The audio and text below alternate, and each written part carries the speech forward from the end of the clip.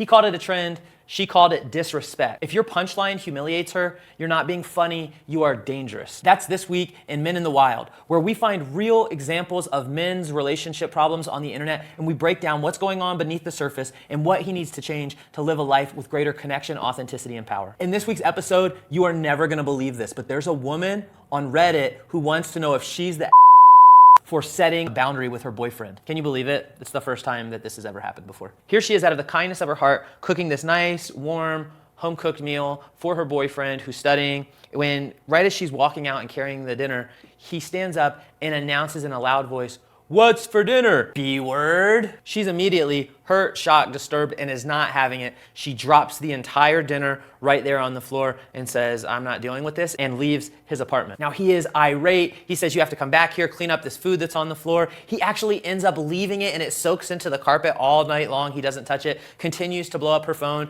Now he says, "You really are acting like a B-word." And here's his whole defense. He was participating in a TikTok trend and she shouldn't take it so seriously. Everyone's saying she's the bad guy. So the question is she? And here's one other detail I want to say that's really important. In the comments of this post, you have a bunch of men saying, "Well, have you ever told him that you don't like to be called that before, that you don't think it's funny?" And I want to read her response to those comments. She said, "Honestly, if someone has gotten to the age of 30 and not realized that women as a whole do not like having demeaning slurs used against them, they are beyond my help. This isn't something that needs to be told. I shouldn't have to go through life like, hey man, just in case you were thinking I might like demeaning slurs against my gender used on me, I don't actually. And if you were about to comment something like that, let me just go ahead and tell you in no uncertain terms, women do not like being called by men. Do not call women bitches. If you need to be told that is unkind, consider yourself officially told. Now you have no excuse not to understand." I mean, I think point blank we can see why what he did was hurtful and offensive, but I want to get at the dynamic that goes on in a lot of our relationships beneath this story, which is that we as men can have a tendency, because of how we were raised in this society, to minimize the real grief, hurt, and trauma that the women that we love carry on an everyday basis because of real life experiences of violent and harmful misogyny and sexism. That's the only way that we could think we could make that joke and it's not that big of a deal. One of the biggest reasons that we have so much disconnection from the women that we care about is because we don't do the work to understand their true and real pain about the violence and harm they've experienced at the hands of other men. And what happened in this story is often what plays out, right? She gets upset about something and we make her into the hysterical one.